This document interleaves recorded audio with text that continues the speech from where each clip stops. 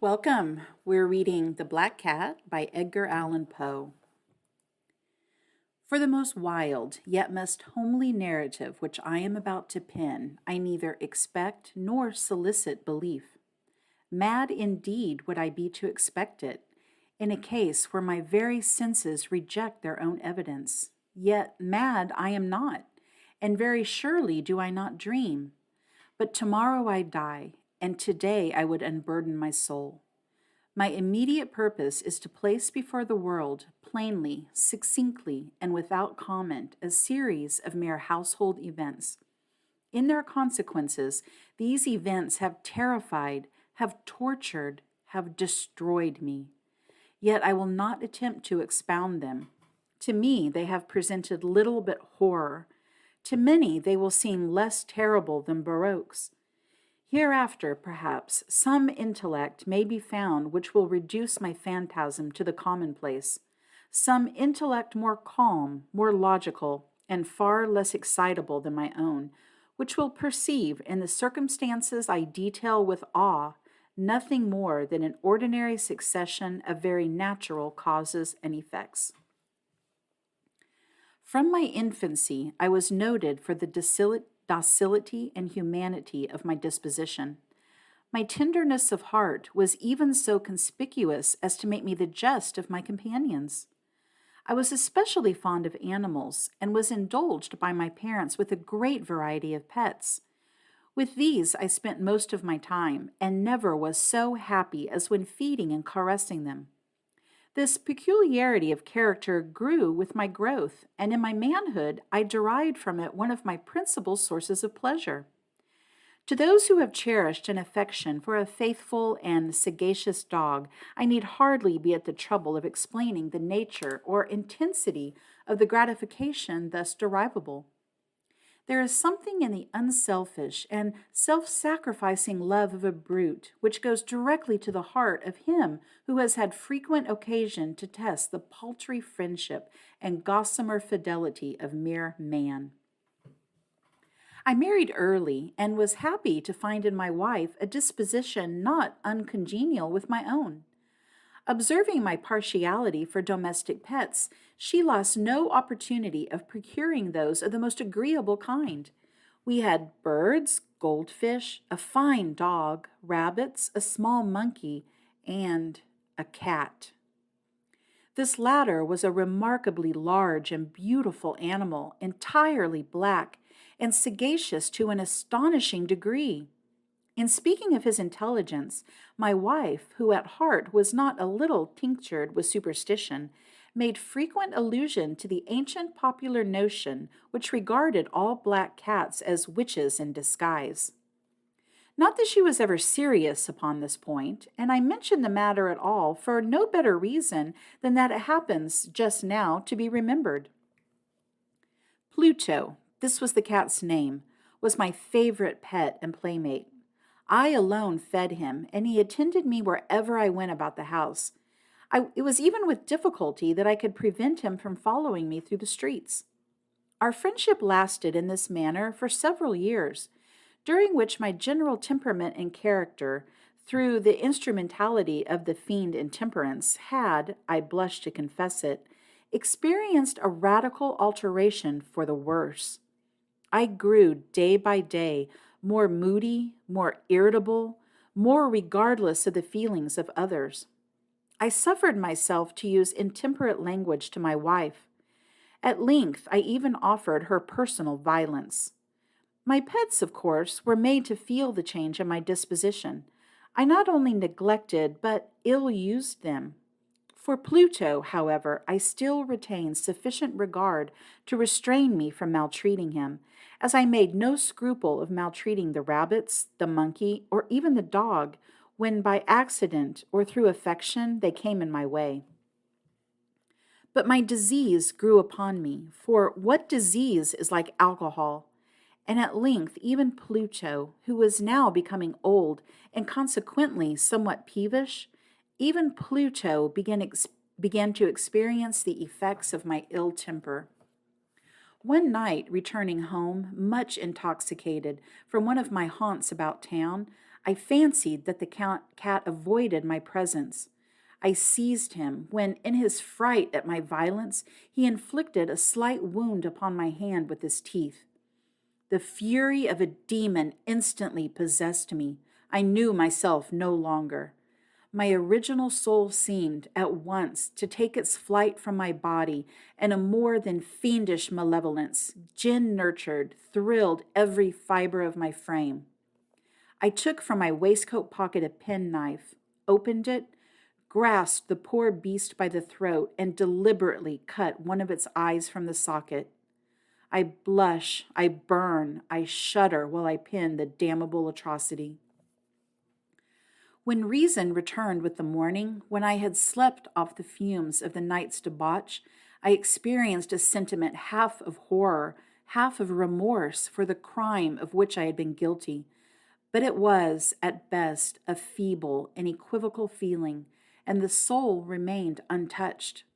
I again plunged into excess, and soon drowned in wine all memory of the deed. In the meantime, the cat slowly recovered. The socket of the lost eye presented, it is true, a frightful appearance, but he no longer appeared to suffer any pain. He went about the house as usual, but, as might be expected, fled in extreme terror at my approach. I had so much of my old heart left as to be at first grieved by this evident dislike on the part of a creature which had once so loved me. But this feeling soon gave place to irritation, and then came, as if to my final and irrevocable overthrow, the spirit of perverseness. Of this spirit philosophy takes no account, yet I am not more sure than my soul lives that I am that perverseness is one of the primitive impulses of the human heart, one of the indivisible primary faculties or sentiments which give direction to the character of man. Who has not 100 times found himself committing a vile or a silly action for no other reason than because he knows he should not? Have we not a perpetual inclination, in the teeth of our best judgment, to violate that which is law, merely because we understand it to be such? This spirit of perverseness, I say, came to my final overthrow. It was this unfathomable longing to the soul to vex itself, to offer violence to its own nature, to do wrong for the wrong's sake only, that urged me to continue and finally to consummate the injury I had inflicted upon the unoffending brute. One morning, in cool blood, I slipped a noose about its neck and hung it to the limb of a tree. Hung it with the tears streaming from my eyes and with the bitterest remorse at my heart. Hung it because I knew it had once loved me, and because I felt it had given me no reason of offense.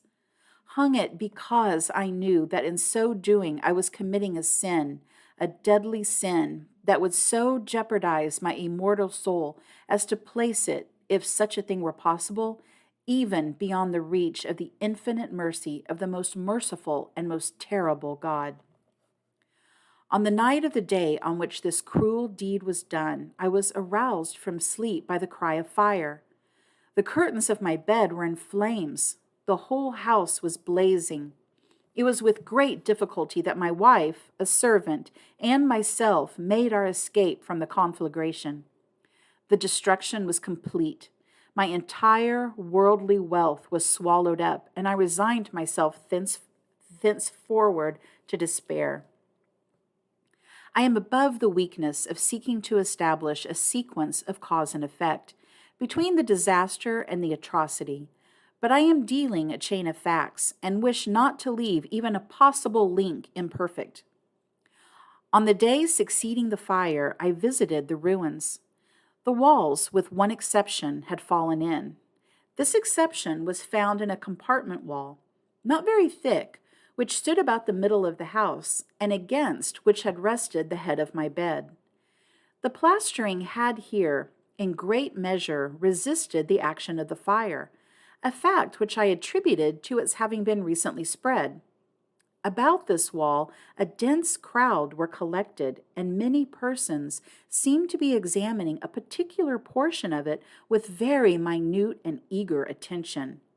The words strange, singular, and other similar expressions excited my curiosity. I approached and saw, as if graven in bas relief upon the white surface, the figure of a gigantic cat. The impression was given with an accuracy truly marvelous.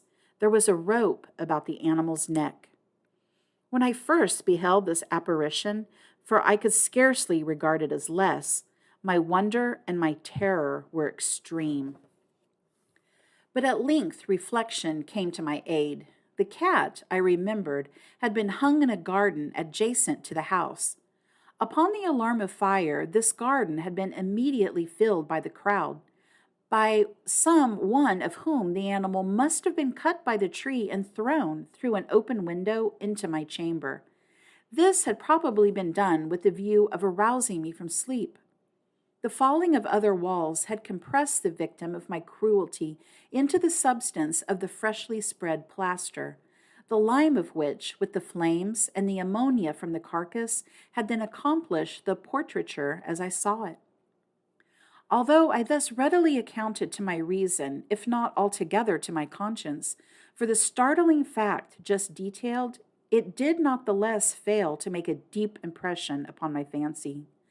For months I could not rid myself of the phantasm of the cat, and during this period there came back into my spirit a half sentiment that seemed, but was not, remorse. I went so far as to regret the loss of the animal, and to look about me, among the vile haunts which I now habitually frequented, for another pet of the same species, and of somewhat similar appearance, with which to supply its place. One night, as I sat, half stupefied, in a den of more than infamy, my attention was suddenly drawn to some black object, reposing upon the head of one of the immense hogsheads of gin, or of rum, which constituted the chief furniture of the apartment.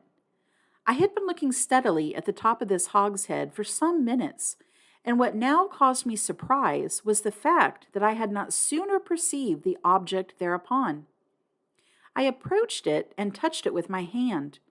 It was a black cat, a very large one, fully as large as Pluto, and closely resembling him in every respect but one.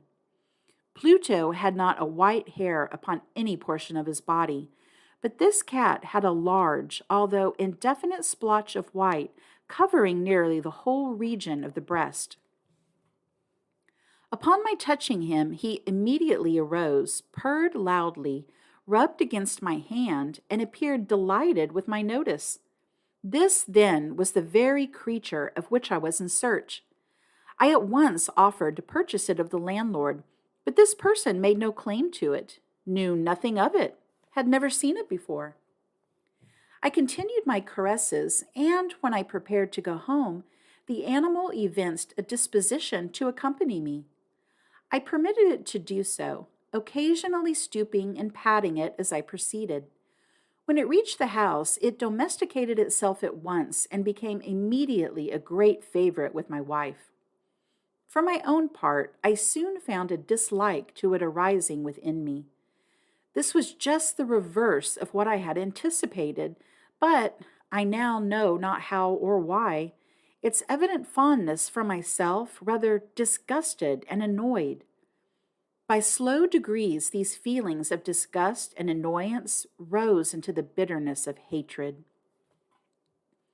I avoided the creature. A certain sense of shame and the remembrance of my former deed of cruelty, preventing me from physically abusing it. I did not, for some weeks, strike or otherwise violently ill-use it, but gradually, very gradually, I came to look upon it with unutterable loathing, and to flee silently from its odious presence, as from the breath of a pestilence. What added, no doubt, to my hatred of the beast was the discovery on the morning after I brought it home that, like Pluto, it had also been deprived of one of its eyes. This circumstance, however, only endeared it to my wife, who, as I have already said, possessed, in a high degree, that humanity of feeling which had once been my distinguishing trait, and the source of many of my simplest and purest pleasures. With my aversion to this cat, however, its partiality for myself seemed to increase. It followed my footsteps with a pertinacity which it would be difficult to make the reader comprehend. Whenever I sat, it would crouch beneath my chair or spring upon my knees, covering me with its loathsome caresses. If I arose to walk, it would get between my feet and thus nearly throw me down, or fastening its long and sharp claws in my dress, clamber in this manner to my breast. At such times, although I longed to destroy it with a blow, I was yet withheld from so doing, partly by a memory of my former crime, but chiefly, let me confess it at once, by absolute dread of the beast. This dread was not exactly a dread of physical evil, and yet I should be at a loss how otherwise to define it. I am almost ashamed to own, yes, even in this felon's cell, I am almost ashamed to own that the terror and horror with which the animal inspired me had been heightened by one of the merest chimeras it would be possible to conceive. My wife had called my attention more than once to the character of the mark of white hair, of which I have spoken, and which constituted the sole visible difference between the strange beast and the one I had destroyed.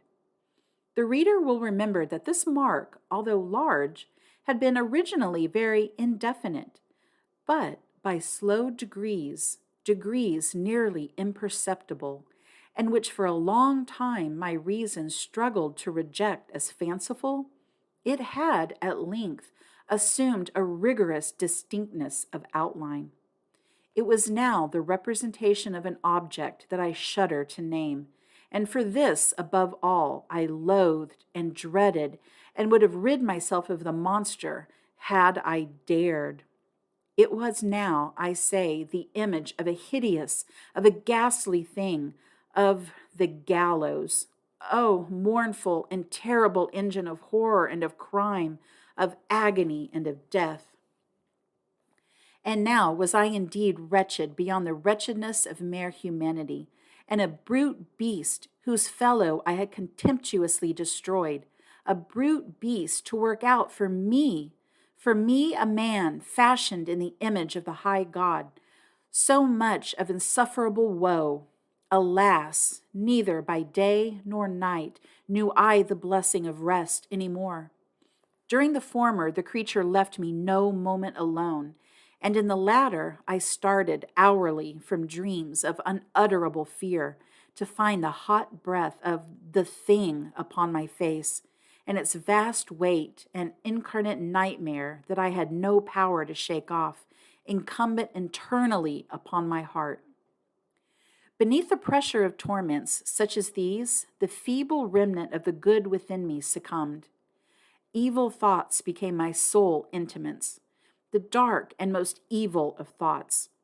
The moodiness of my usual temper increased to hatred of all things and of all mankind, while from the sudden, frequent, and ungovernable outburst of a fury to which I now blindly abandoned myself, my uncomplaining wife, alas, was the most usual and the most patient of sufferers. One day she accompanied me, upon some household errand, into the cellar of the old building which our poverty compelled us to inhabit.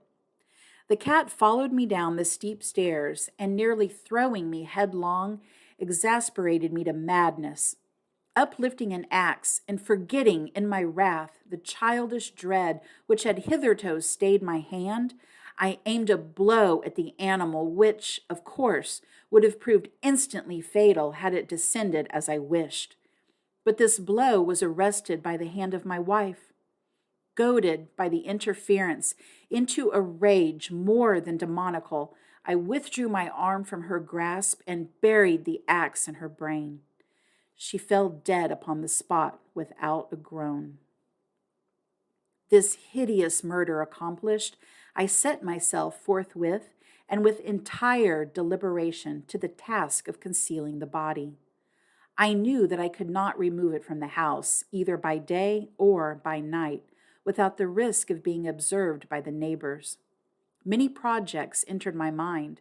At one period, I thought of cutting the corpse into minute fragments and destroying them by fire. At another, I resolved to dig a grave for it in the floor of the cellar.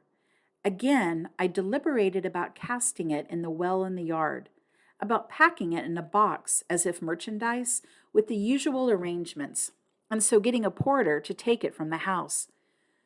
Finally, I hit upon what I considered a far better expedient than either of these.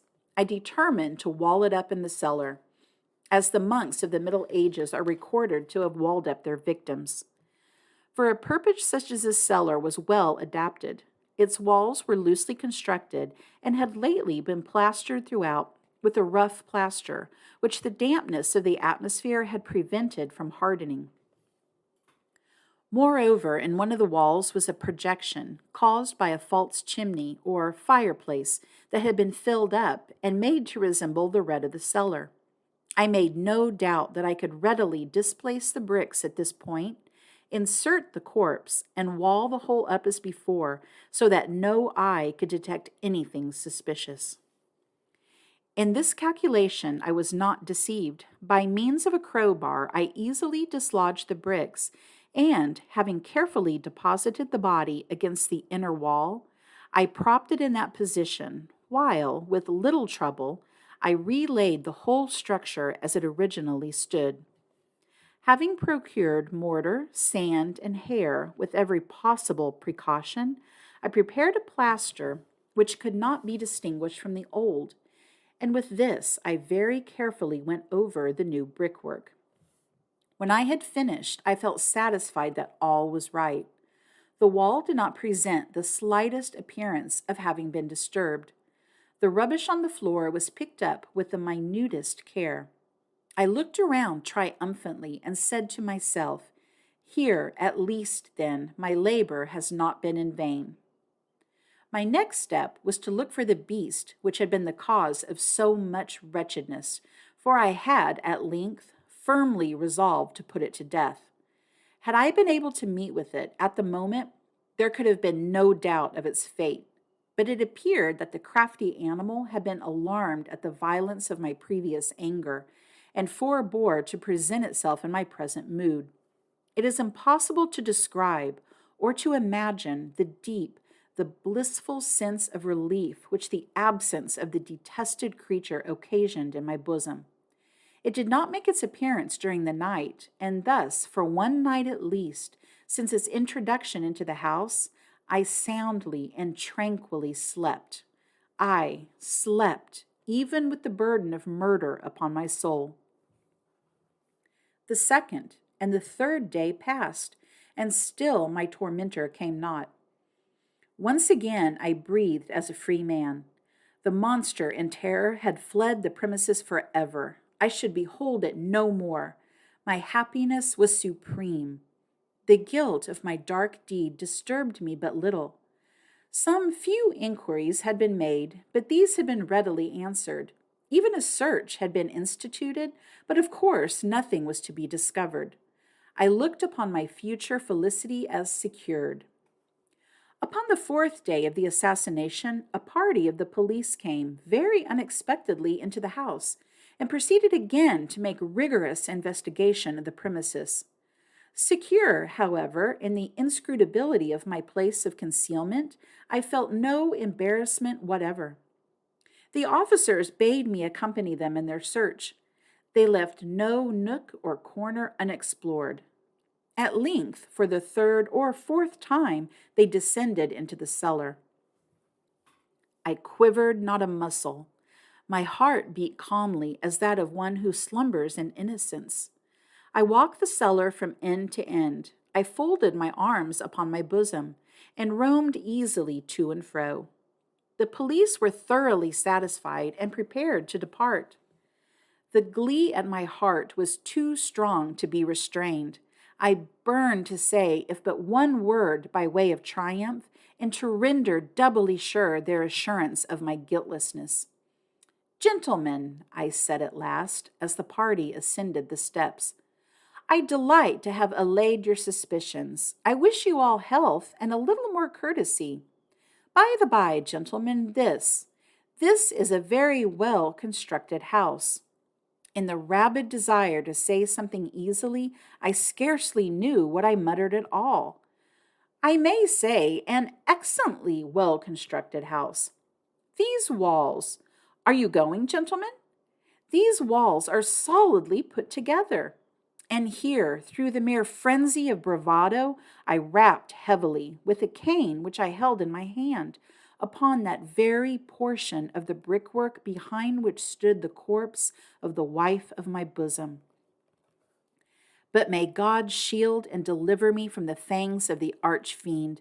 No sooner had the reverberation of my blows sunk into silence than I was answered by a voice from within the tomb, by a cry, at first muffled and broken, like the sobbing of a child, and then quickly swelling into one long, loud, and continuous scream, utterly anomalous and inhuman, a howl, a wailing shriek, half of horror and half of triumph, such as might have arisen only out of hell, conjointly from the throats of the damned in their agony and of the demons that exult in the damnation. Of my own thoughts it is folly to speak. Swooning, I staggered to the opposite wall. For one instant the party upon the stairs remained motionless, through extremity of terror and of awe. In the next, a dozen stout arms were toiling at the wall. It fell bodily. The corpse, already greatly decayed and clotted with gore, stood erect before the eyes of the spectators.